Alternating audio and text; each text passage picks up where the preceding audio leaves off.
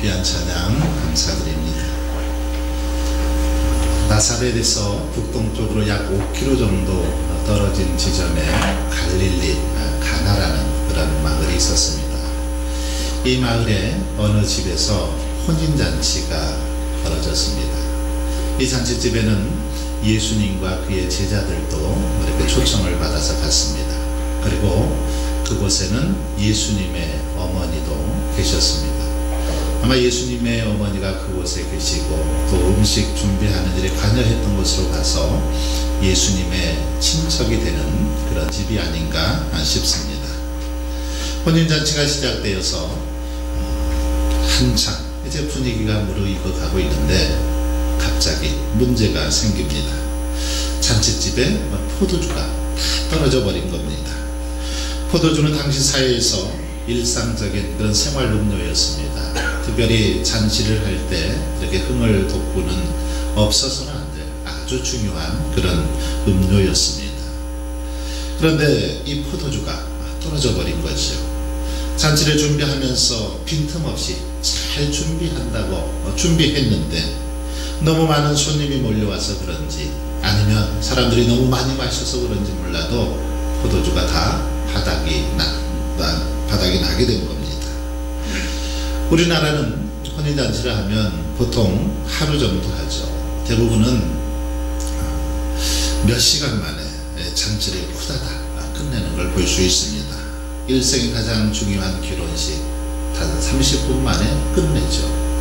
어떤 경우는 15분 만에도 끝내더라고요. 15분 만에 끝내고 식사하면 예식이 다 끝납니다. 하지만 당시 유대인의 전통적인 그런 본래 혼인 예식은 보통 일주일 또는 길게는 2주일 정도 그렇게 잔치를 벌였습니다. 그리고 그날은 그 집만이 아니라 이 마을 전체의 축제로 그렇게 잔치를 벌였습니다. 그러기에 포도주가 떨어졌다는 것, 잔치집에 포도주가 바닥이 났다는 것은 굉장히 그런 어려운 상황에 처하게 된 것을 보여줍니다. 굉장히 곤란한 상황에 처했다는 겁니다. 우리나라처럼 몇 시간만 하는 잔치도 음식이 부족하면 어떻습니까? 얼마나 당황스럽습니까? 잔치를 치러보신 분들은 잘 아시죠? 잘 준비했는데도 뭔가 꼭 비틀어지면 문제가 생겨서 정말 이렇게 당황한 적이 한 번쯤은 있으셨을 것입니다. 주인의 입장에는 너무나도 입장에서 죄송하기도 하고 어찌할 바를 모릅니다. 그러나 우리나라 같은 잔치집은 그냥 잠깐 버티면 그럭저럭 끝납니다. 하지만 유대의 이 잔치집에서는 잠깐 버틴다고 해서 끝나는 그런 잔치가 아니었다라는 겁니다.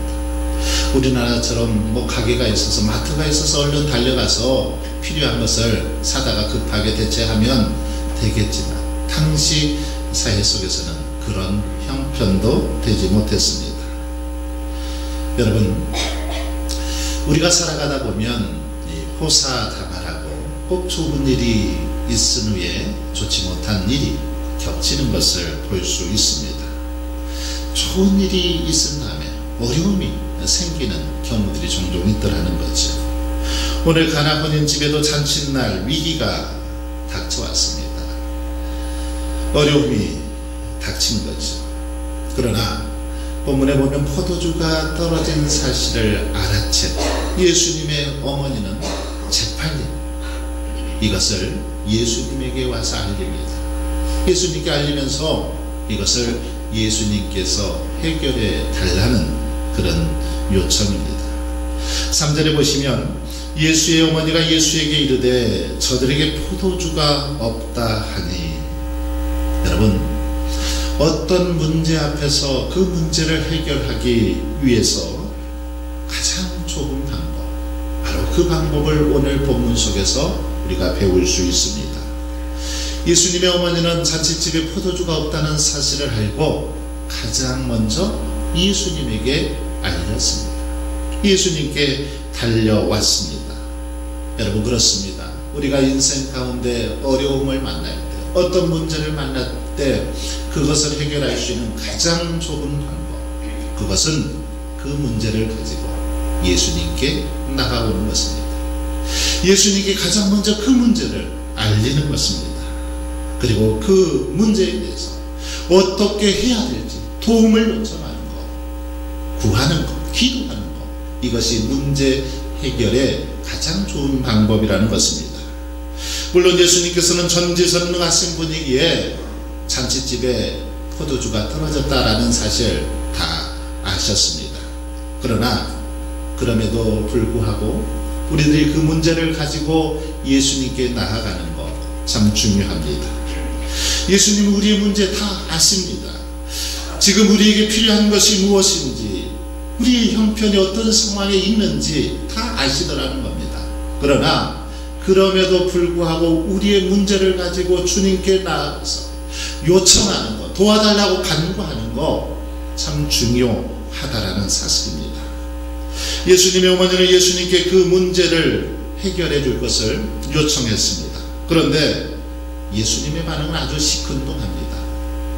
좀 더 심하게 말하면 예수님의 그 반응은 좀 버릇없어 보이기도 합니다. 아니, 어머니가 그렇게 다급해서 요청하고 있는데 예수님의 그 말투를 보면 기분이 나쁠 정도입니다. 너무 급해서 예수님께 도움을 요청했더니 하는 소리가 뭐라고 말합니까? 4절에 보니까 여자여 나와 무슨 상관이 있나이까? 여자여 나와 무슨 상관이 있나이까? 이렇게 예수님은 대답합니다. 좀 건방진 것도 같고 어쨌든 어감상 기분이 좋지 않습니다. 그러나 여러분, 이 표현은 결코 기분 나쁜 그런 표현이 아닙니다. 우리나라에서는 어머니를 향해서 여자여 이렇게 말하면 기분 나쁘죠.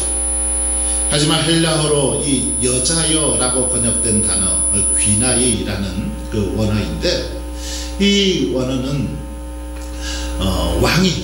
왕후를 부를 때 사용했던 그런 단어입니다. 혹은 자기의 아내를 아주 사랑스럽게 부를 때 썼던 호칭, 이게 바로 귀나이라는 호칭입니다.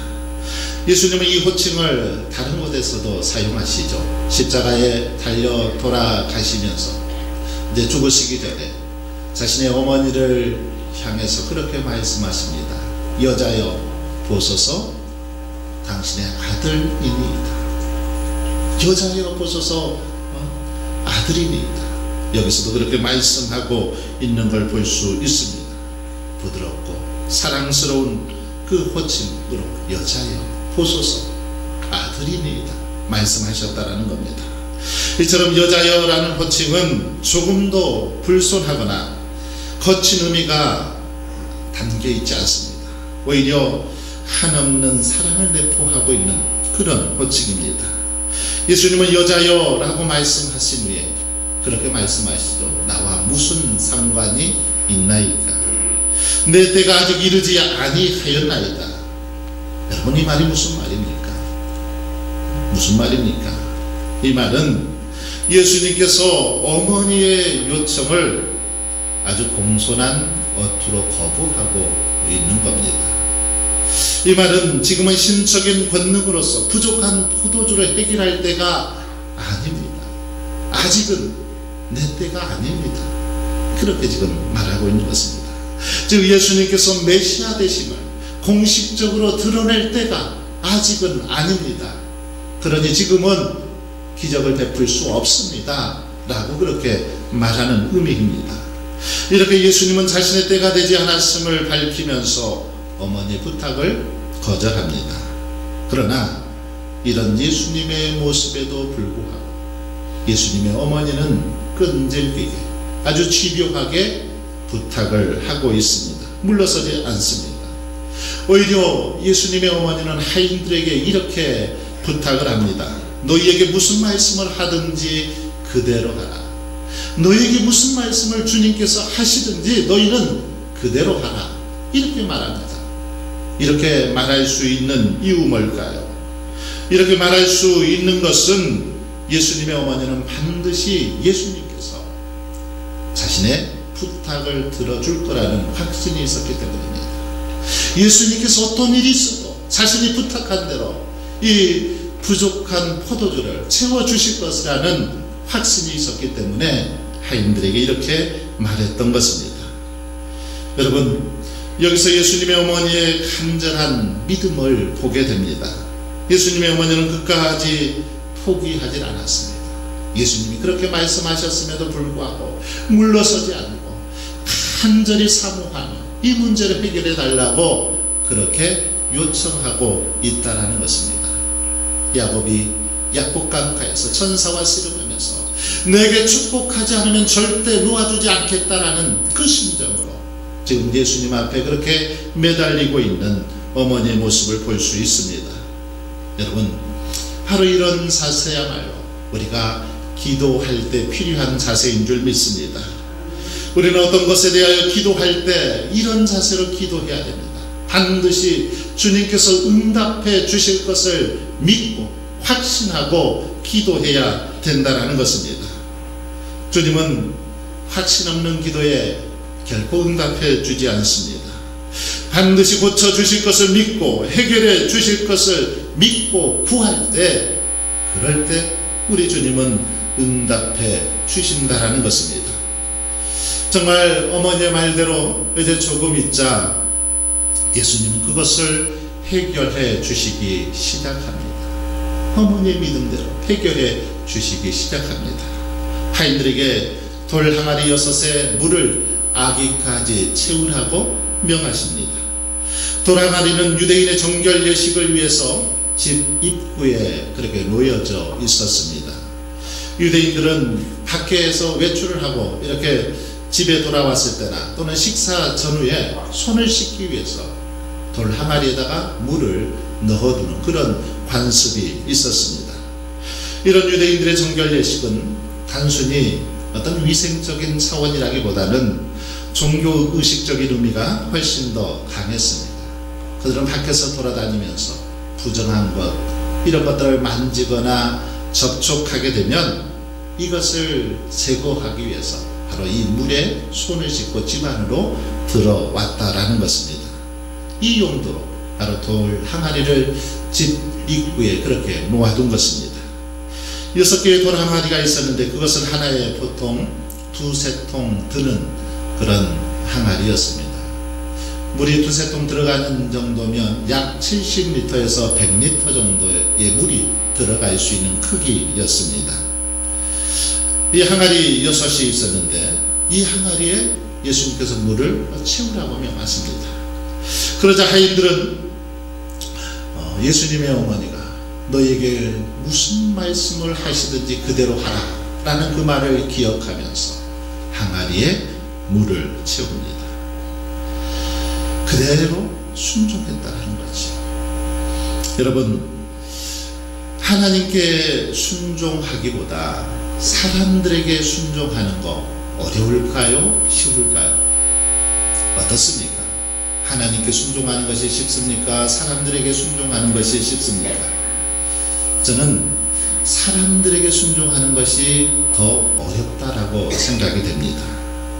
똑같은 사람이고 우리하고 별 차이도 없는 사람이 만약에 이래라 저래라 하며 이거 해라 저거 해라 하면 기분이 좋지 않습니다. 왜? 당신이 뭔데 나한테 이런 지시를 해? 이런 마음이 들기도 할 겁니다. 주방에서 열심히 일하고 있는데 누군가가 이거 해라 저거 해라 자꾸 간섭하고 지시하면 기분 나쁘지 않습니까? 어떨 때는 좀 언짢고 서운하기도 합니다. 보통 성경에서 여러분 하인은 이 둘로이라는 단어를 씁니다.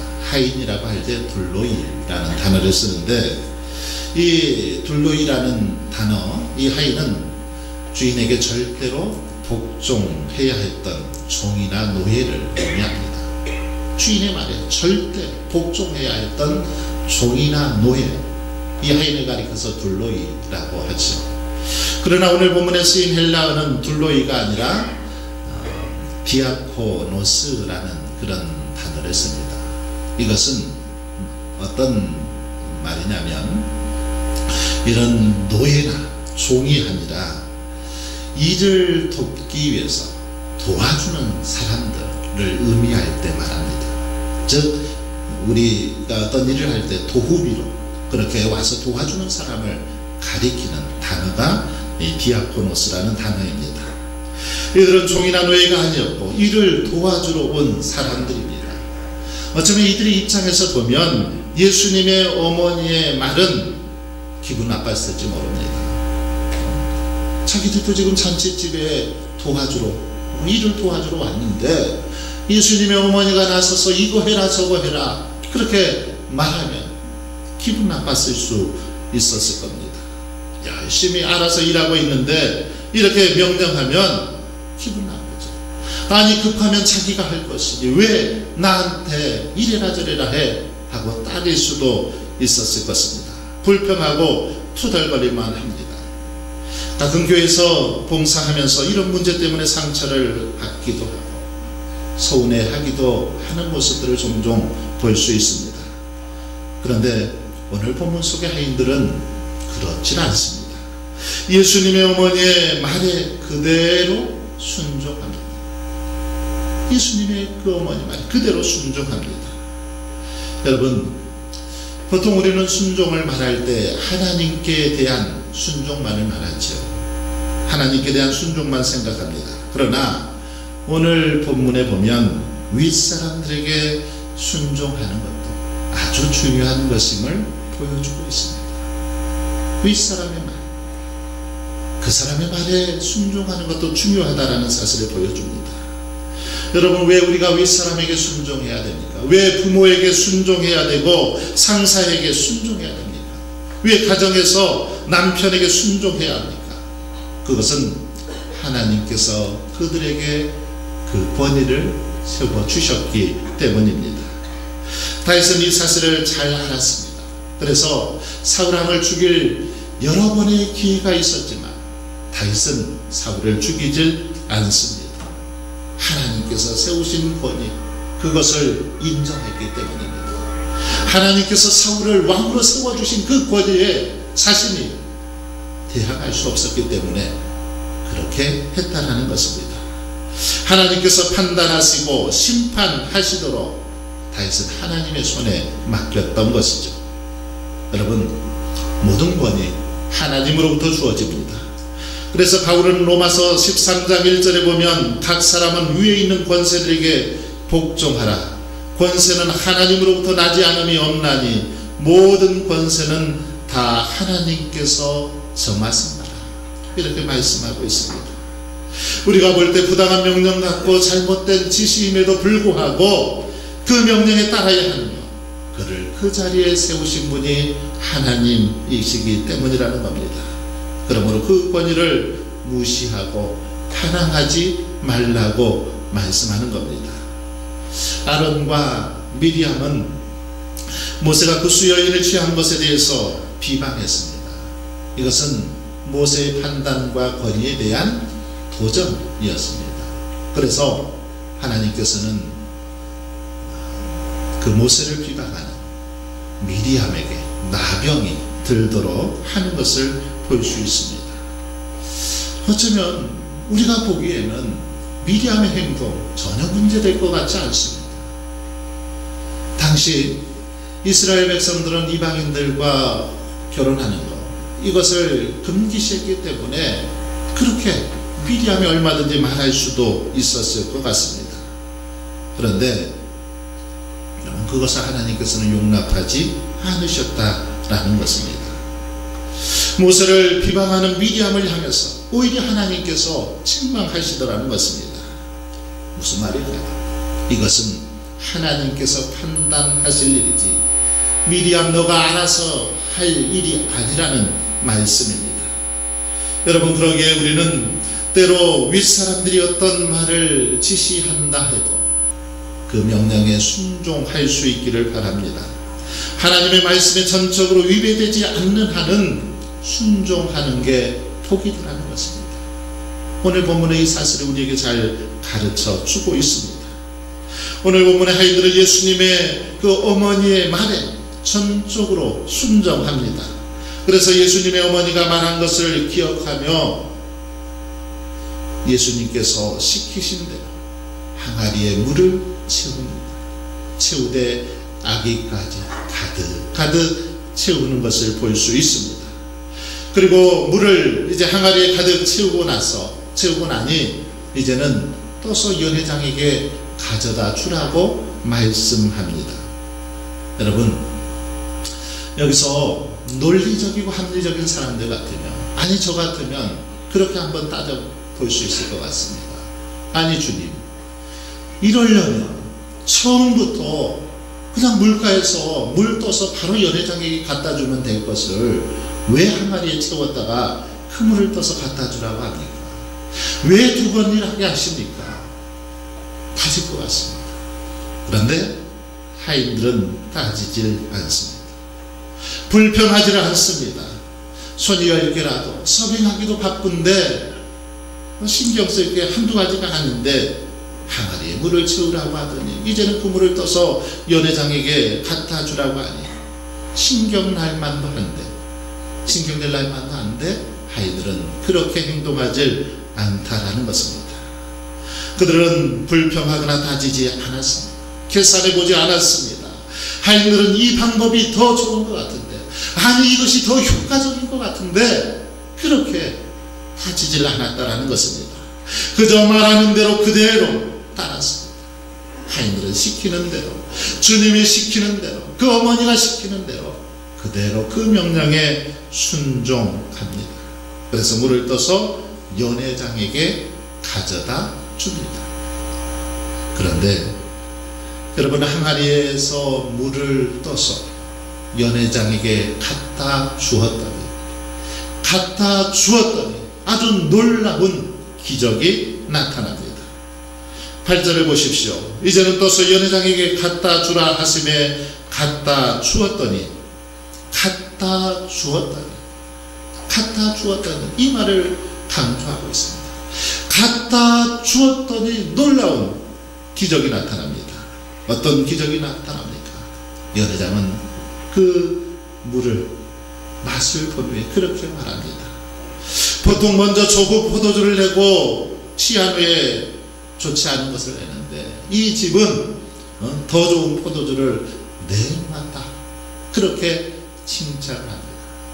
그리고 그 잔치집의 기쁨은 계속되고 있는 것을 볼 수 있습니다. 사랑하는 성도 여러분, 오늘 본문은 예수님의 이적들 가운데서 첫 번째 표적입니다. 첫 번째 기적으로 이 사건을 통해서 주님은 우리가 순종하는 것이 얼마나 귀하고 아름다운지를 잘 가르쳐 주고 있습니다. 순종하는 것, 이것이 얼마나 귀한 일인지를 우리에게 잘 보여주고 있다는 것입니다. 그러나 우리들은 어떻습니까? 순종할 때 이렇게 놀라운 축복을 경험하게 됨에도 불구하고 순종하기를 죽기보다 싫어합니다. 순종하는 것을 잘 하지 못합니다. 왜 그럴까요? 왜 우리가 순종하지 못할까요? 순종해야 됨에도 불구하고 순종하지 못하는 이유가 무엇입니까? 그것은 하나님의 방법을 믿지 못하고 하나님의 말씀을 인정하지 못하고 하나님의 능력을 인정하지 못하기 때문입니다. 하나님의 방법보다는, 하나님의 말씀보다는 내 방법, 내 계획, 내 능력을 더 믿고 의지하기 때문이라는 겁니다.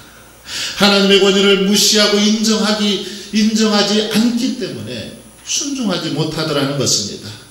전지 만물을 창조하시고 주관하시는 그 하나님의 능력을 인정하지 않기 때문에, 그 하나님보다는 내 지혜가, 내 방법이 더 낫다고 생각하기 때문에 순종하지 못하더라는 것입니다. 여러분, 하나님의 말씀의 권위를 인정하십니까? 말씀의 능력을 정말 인정하십니까? 그렇다면 하나님께서 뭐라고 말씀하시든지 그대로 다 순종할 수 있기를 바랍니다. 순종할 수 있길 바랍니다. 여러분, 이것이 순종의 참 모습입니다. 정말 하나님의 말씀의 능력을 믿는다라면 완전히 그분께 모든 것을 맡기고 순종하는 것입니다. 내 자신의 방법, 내 자신의 경험을 내려놓고 오직 하나님의 말씀을 따라서 절대 순종하는 것.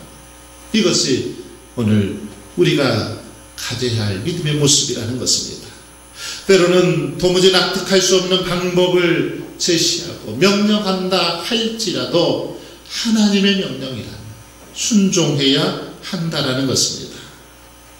사랑하는 성도 여러분, 특별히 하인들은 무슨 말씀을 하든지 그대로 순종했습니다. 그대로 순종했습니다. 바로 그대로 순종할 때 놀라운 기적이 나타날 줄 믿습니다. 오늘 본문은 분명하게 말씀하시기를 무슨 말씀을 하시든지 그대로 하라. 무슨 말씀을 하시든지 그대로 하라. 이렇게 말합니다. 이것은 하고 저것은 안 해도 된다. 이런 말씀이 아닙니다. 어떤 명령이든지 하라는 겁니다. 내 마음에 맞는 것은 하고 내 마음에 들지 않는 것은 순종 안 해도 된다. 이런 말씀이 하십니다. 아닙니다. 무슨 말씀이든지 다 순종하라는 것입니다. 그러므로 우리는 순종함에 있어서 따지지 말고 조건 없이 순종하는 믿음을 가질 수 있길 바랍니다. 여러분, 순종의 축복을 맛본 사람은 그 맛을 압니다. 순종이 얼마나 놀라운 은혜요 축복인 줄을 그 맛을 알더라는 것입니다. 9절에 보시면 연회장은 물로 된 포도주를 맛보고도 어디서 났는지 알지 못하되 물떠온 하인들은 알더라. 이렇게 말씀하고 있습니다. 연회장은 몰랐지만 물떠온 하인들은 알았다라는 것입니다. 말씀대로 순종했던 하인들은 놀라운 기적, 그 기적의 맛을 알았다라는 것입니다. 그렇습니다. 순종해본 사람은 그 맛을 합니다. 감사해본 사람, 봉사해본 사람, 헌신해본 사람은 그 기쁨, 그 맛을 알더라는 것입니다. 사랑하는 성도 여러분, 저와 여러분이 하나님의 은혜를 맛보길 원하십니까? 순종의 기적을 맛보길 원하십니까? 그렇다면 여러분 순종할 수 있기를 바랍니다. 하나님께서 뭐라고 말씀하시든지 순종할 수 있기를 바랍니다. 순종할 때 물이 변하여 포도주가 되는 놀라운 축복이 임하게 될 줄 믿습니다. 순종함으로 저와 여러분이 이런 기적을 여러분의 삶 속에서 늘 경험하고 맛보며 살아갈 수 있기를 주님의 이름으로 간절히 축원합니다.